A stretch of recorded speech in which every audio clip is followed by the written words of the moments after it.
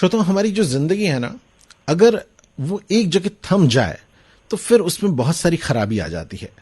सिर्फ जिंदगी के साथ ही ऐसा नहीं है, चाहे वो निर्जीव वस्तु हो या उसमें जीवन हो, अगर एक जगह ठहराव हो जाता है तो उसमें परेशानी आ जाती है। अपनी गाड़ी को ही लीजिए, 3 महीने से अगर लॉकडाउन है और गाड़ी नहीं चली तो निश्चित रूप से उसमें बहुत सारी परेशानी आ जाएगी और वो बिना मैकेनिक के पास जाए ठीक नहीं होगी, उसकी बैटरी जो है वो खराब हो जाएगी। इसलिए किसी भी कलपुर्जे को चलते रहना बहुत ज्यादा जरूरी है। ऐसे ही हमारे जीवन के साथ भी, हमारे शरीर के साथ भी, अगर हमारा ये शरीर लगातार एक जैसा ना चलेगा, अगर वो बहुत ज्यादा आराम में या बहुत ज्यादा वर्क करेगा तो दोनों ही स्थिति में उसमें बहुत सारी परेशानी आ सकती है। आज के इस प्रोग्राम में हम कुछ ऐसे ही बातचीत करेंगे। हमारे साथ जुड़ रहे हैं doctor Ramhari Meena, MGM allied health science institute, MGM medical college Indore के प्रिंसिपल हैं और फिजियोथेरेपी डिपार्टमेंट एमवाई के हेड हैं। डॉक्टर रामहरि मीणा साहब, आपका कार्यक्रम में स्वागत है। जी धन्यवाद। डॉक्टर साहब, बात वही है कि 3 महीने जो है घर में व्यक्ति ने या तो बहुत आराम किया है या फिर जितने भी मीडिया है, मजबूरियां भी रही है इंसानों की, मजबूरियां भी रही है, या तो आराम किया है या फिर डर में या सारे गाइडलाइंस के माध्यम से उसने बहुत ज्यादा एक्सरसाइज की है। ऐसी स्थिति में बहुत सारे जो हमारे सुनने वाले श्रोता हैं या जो व्यक्ति हैं, उन्हें परेशानी आई है, किसी के हाथ पांव जकड़े हैं, किसी के बदन में दर्द है या किसी के बैक पेन हो रहा है।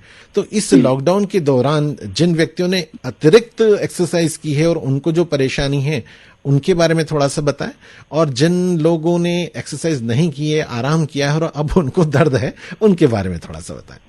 जी जी मालिक, पहला तो जैसे आपने शुरुआती चर्चा में बताया कि एक बॉडी में रहता है डीकंडीशनिंग इफेक्ट। जी, बॉडी की फंक्शनिंग उसके ऊपर डिपेंडेंट करती है कि बॉडी में हम कितना रूटीन में एक्टिव रहते हैं, किस तरह का हमारा सर्कुलेशन बना हुआ है, किस तरह का हमारा रूटीन है जिसमें कि सोना है, खाना है, रेगुलर एक्सरसाइजेज है। तो अगर ये एक साइकिल डिस्टर्ब हो जाती है तो इफेक्ट पूरी बॉडी पे जाता है। और एक्सरसाइज एक ऐसी चीज है जिससे बॉडी का हर सिस्टम अफेक्ट होता है, चाहे हमारा नर्वस सिस्टम है, मसल सिस्टम है, कार्डियक सिस्टम है, रेस्पिरेटरी सिस्टम है। खास करके जो ये लॉन्ग टर्म लॉकडाउन की वजह से समस्याएं रही है, आदमी की फिजिकल एक्टिविटीज कम हुई तो मसल्स में वीकनेस और अचानक से एक्टिविटीज पर आने पे मसल्स का जो टोन है वो डाउन रहता है और एक्टिविटीज फुल इसमें करने पर एक स्ट्रेन के चांसेस बहुत ज्यादा बढ़ रहे हैं। अभी भी एक कैलिस्थेनिक प्लेयर मेरे डिपार्टमेंट में कल ही मेरे को मिले, जो बहुत अच्छे जिम्नास्ट रहे हैं और सब कुछ था, लेकिन ये 3 महीने के लॉकडाउन पीरियड में जैसे ही उन्होंने फिर से अपनी एक्टिविटी को रिजॉइन करने की कोशिश की तो शोल्डर और बैक में उनको पेन की समस्याएं रही और कई जगह पे ट्रिगर पॉइंट बन गए। तो ऐसे में मेरा सभी श्रोताओं से और समाज में जो भी एक्सरसाइज के शौकीन है उनसे यही राय देना चाहूंगा कि अपना वर्कआउट ग्रेजुअली बढ़ाएं, धीरे धीरे।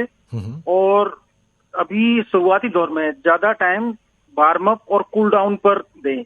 अच्छा। वार्म अप में जैसा कि स्पॉट जॉगिंग है या फिर स्कीपिंग कर सकते हैं, जिसको कि धीरे धीरे स्पीड बढ़ाते हुए जाना है।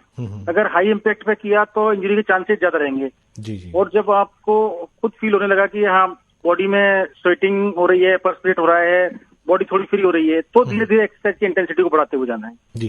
डॉक्टर साहब, जिनने बिल्कुल भी एक्सरसाइज नहीं की है और वो एक्सरसाइज करना चाहते हैं तो उनको कितने समय से कितना समय आगे तक बढ़ाना चाहिए? आइडियल प्रोटोकॉल्स जो रहते हैं एक्सरसाइज के, मालवी जी, ये हमारे 40 मिनट के आसपास की एक्सरसाइज सफिशिएंट है। जब हम बिल्कुल एक्सरसाइज नहीं कर रहे हैं तो इसमें जो मैंने अभी बताया आपको, वार्म अप और कूल डाउन, तो शुरुआती दौर में करीब करीब 10 से 15 मिनट का वार्म अप और करीब करीब 10 मिनट कूल डाउन, मतलब इफेक्टिवली आधे से ज्यादा टाइम को हमको वार्म अप और कूल डाउन में यूज करना है। जी। जैसे जैसे बॉडी में फ्रीनेस आ रही है, आपका स्टेमिना डेवलप हो रहा है, तो आप जो वार्म अप का टाइम है उसको शॉर्ट कर सकते हैं। अच्छा। और उसको आपकी जो हाई इंटेंसिटी एक्सरसाइजेज है उसमें बढ़ा सकते हैं। जी डॉक्टर साहब, इस वक्त जो है घर में समय देने का काफी मौका मिला और हर व्यक्ति ने अपने घर की भरपूर सफाई की और कोना कोना साफ कर दिया, खूब मेहनत की और उसके कारण नहीं, वो भी एक अच्छी एक्सरसाइज की फॉर्म है। बल्कि अभी जो आइडियल एक्सरसाइजेज के लिए प्रोटोकॉल चल रहे हैं कि एक तो हमारे मोबाइल में भी डिफरेंट एप्स आते हैं कि हमने कितने स्टेप्स लिए हैं या कितना वर्कआउट किया है, उसको यूज कर सकते हैं। या घर में ही जैसे कि सिंपल स्क्वाट्स, अगर आपने कभी एक्सरसाइज नहीं की तो आप दीवार का सहारा लेकर के स्क्वाटिंग करें, जिससे कि इंजरी के चांसेस नहीं रहे। फिर लंजेज बोलते हैं, जो कि दोनों पैरों को थोड़ा चौड़ा करके साइडवेज, या फिर योगा में जो त्रिकोण आसन करते हैं उस तरह से धीरे धीरे इनको बढ़ाते जाए, जिससे बॉडी में थोड़ा लचीलापन आए।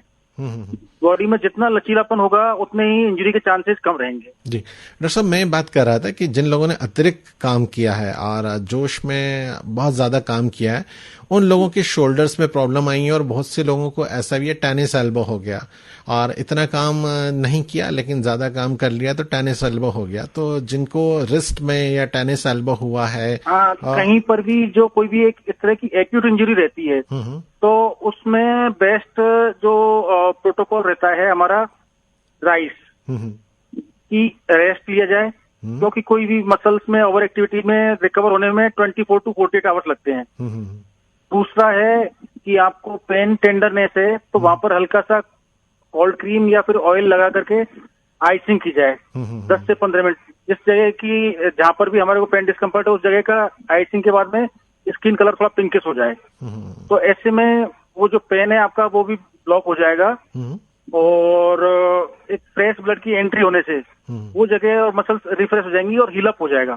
जी जी जी जी तो रेस्ट आइस। और अगर कुछ स्ट्रेन के इस तरह के डाउट लगते हैं तो जो हमारी गर्म पट्टी बोलते हैं या क्रैप बैंडेज और भी कई पट्टी आती है, उनका सपोर्ट दिया जाए पार्ट को। तो ये एक ideal protocol at least 24 to 48 hours में फॉलो करना ही चाहिए। जी। इसके अलावा कहीं भी कोई प्रॉब्लम छोटे लेवल पर हो और वो बार बार आपको परेशान कर रही है तो बेहतर है कि आप उसके विशेषज्ञ से एक बार परामर्श जरूर ले लें। जी जी जी। खुद से अपने आप को स्ट्रेच किया जा सकता है कि हाँ, हल्की मसाज और धूप ले ली जिससे बॉडी में स्टिफनेस थोड़ी कम हो और उसके बाद में वो धीरे धीरे अपनी रूटीन एक्सरसाइज चालू कर सकते हैं। जी जी जी। नहीं, मैं ये पूछ रहा था कि जो अपने आप को पैरों को स्ट्रेच करना या हैंड को स्ट्रेच करना। हाँ, ये जो मैं बताया था वार्म अप और कूल डाउन जो बोल रहा था शुरुआत में आपको, तो उसमें बेसिक चीजें यही रहती है। जी जी जी। कि आप पैर के जो पंजा है एडी के यहाँ से इसको खींचे, जिससे पिंडलियों में खिंचावा है उसको 20 से 30 सेकंड रोके, 2 या 3 बार पिंडली को किया। उसके बाद में अपनी जो जांग के पीछे की मसल्स हैं तो इसको पैर को अपन टेबल या स्टूल पर रख करके और धीरे धीरे आगे को झुकेंगे तो ये जांग के पीछे की मसल्स पर खिंचाव आएगा।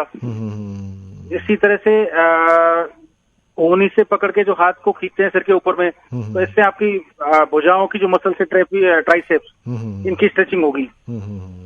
तो एक बार जब मसल स्ट्रेच होगी उसकी लेंथ बढ़ेगी तो उसकी वर्किंग एफिशिएंसी बढ़ेगी। जी जी। डॉक्टर साहब, ये भी जानना चाह रहे थे कि जो आपके इसमें सिकाई होती है गरम की और आइसिंग की, तो कब गरम की सिकाई होना चाहिए और कब आइसिंग होना चाहिए? मान ली किसी को बैक पेन है और वो सिकाई करना चाहता है तो उसे बैक पेन के व्यक्ति को कौन सी सिकाई करना चाहिए? कोई भी प्रॉब्लम जब एक्यूट हो, एक्यूट की हमने एक्टिविटी की या कोई चोट लग गई, कुछ भी हुआ तो इमीडिएटली जो प्रॉब्लम हो रही है उसको एक्यूट मानते हैं हम। अच्छा। और एक्यूट प्रॉब्लम में इनिशियली 24 से 72 घंटे आइसिंग ही करना बेहतर है। जी। और गरम सिकाई कब करना चाहिए? गरम सिकाई आपको स्टिफनेस है और प्रॉब्लम आपकी 3-4 दिन से ज्यादा की है, मतलब सब एक्यूट स्टेज में आ रही है या फिर क्रोनिक लेवल पर है, तो उस स्टेज में गर्म पानी की थैली से कर सकते हैं या हमारी फिजियोथेरेपी में जो शॉर्टवेव मशीन रहती है उसकी सिकाई ले सकते हैं। जी जी। और हल्की गर्म सिकाई है, इसके लिए इंफ्रारेड जो कि नेचुरल सोर्स है, हम धूप में बैठ जाएं तो वो भी एक इंफ्रारेड का सोर्स है। जी जी जी। तो कई जगह फिजियोथेरेपी सेंटर्स में जो रहते हैं रेड कलर के बल्ब वो इंफ्रारेड देते हैं, तो उसका बेस्ट नेचुरल सोर्स है हमारा सनलाइट। जी जी जी जी जी जी जी। वो भी लेंगे तो स्टिफनेस कम होगी। डॉक्टर साहब, अभी ये जो विपत्ति का काल है या कोरोना काल है, ये कब तक नॉर्मलाइज होगा, एकदम सामान्य होगा, इसका तो अभी कोई भी कह नहीं सकता है। नहीं सर, इसकी कुछ prediction नहीं की जा सकती। अभी जो है एक फिटनेस की गाइडलाइंस अब दूर जारी हुई है, तो क्या फिजियोथेरेपी की भी कोई गाइडलाइंस आम लोगों के लिए जारी हुई है? नहीं, फिजियोथेरेपी की जो रूटीन ACSM की गाइडलाइंस हैं कि हमको इन जनरल 40 to 60 मिनट अपने शरीर के लिए देना जरूरी है। जी जी जी जी जी। या फिर रूटीनली मानते हैं कि जो सैमसंग एप्स है उन पे कि हमको 10,000 से 12,000 स्टेप रोजाना चलना चाहिए। जी जी जी जी जी जी। तो ये जो एक्सरसाइज करते हैं ये खुद के बॉडी के लिए इन्वेस्टमेंट है आपका, और ये जरूर सभी को करना चाहिए। बिल्कुल, बहुत बढ़िया बात कही आपने डॉक्टर साहब कि अपना इन्वेस्टमेंट आप जितना करेंगे उतना ज्यादा सुरक्षित रहेंगे। नहीं, मतलब हेल्थ है उसको कहीं से हम प्रोक्यूर नहीं कर सकते। सही बात। उसको हम खुद डेवलप कर सकते हैं, और उसके 4 बेसिक पिलर है। एक्सरसाइज है, आपका पॉजिटिव एनवायरनमेंट है, प्रॉपर रिलैक्सेशन और न्यूट्रिशन। अगर ये चारों पिलर आपके मजबूत है तो डेफिनेटली आपकी हेल्थ अच्छी रहेगी। जी जी। डॉक्टर साहब, आपसे बातचीत पर हम विराम करें उसके पहले आप हमारे सभी श्रोताओं को क्या कहना चाहेंगे, अपनी तरफ से क्या टिप्स देना चाहेंगे? मैं सभी को यही बताना चाहूंगा कि अच्छा सोचें, अच्छा करें, अच्छा रहें, और अपने शरीर के लिए आधा घंटा से 1 घंटे का टाइम रोजाना जरूर निकालें। चाहे उसमें योगा करें, वॉकिंग करें या एक्सरसाइज करें। जी जी। जिससे कि ये आपका अपना इन्वेस्टमेंट है, वो आपके शरीर को बचाएगा और बना के रखेगा। जी जी जी जी जी। क्योंकि एक बार अगर हेल्थ में कुछ प्रॉब्लम आने लग गई तो फिर एक के बाद एक समस्याओं का लाइन लग जाती है और आदमी ओवर नहीं पाता है। बिल्कुल सही कहा, गाड़ी एक बार खराब होती है उसके बाद बार बार जो है गैरेज पर जाना शुरू कर देती है। डॉक्टर रामहरि मीणा साहब, आपसे बहुत सारी जानकारी प्राप्त हुई और हमारे तमाम श्रोताओं को भी बहुत लाभ हुआ होगा। कोई अपनी पसंद का गीत जो इस वक्त आप हमारे रेडियो सेट से सुनना चाहें, हम आपको जरूर सुनवाना चाहेंगे। धन्यवाद मालवी जी।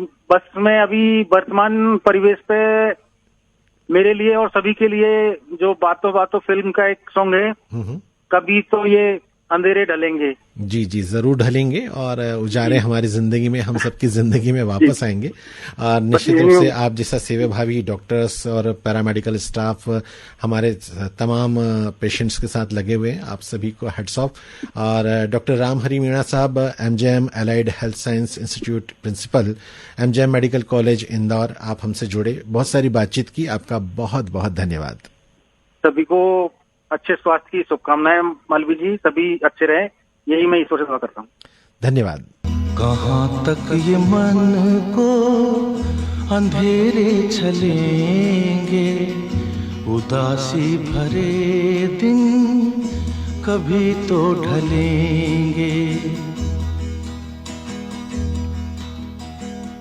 कहाँ तक ये मन को अंधेरे चलेंगे, उदासी भरे दिन कभी तो ढलेंगे।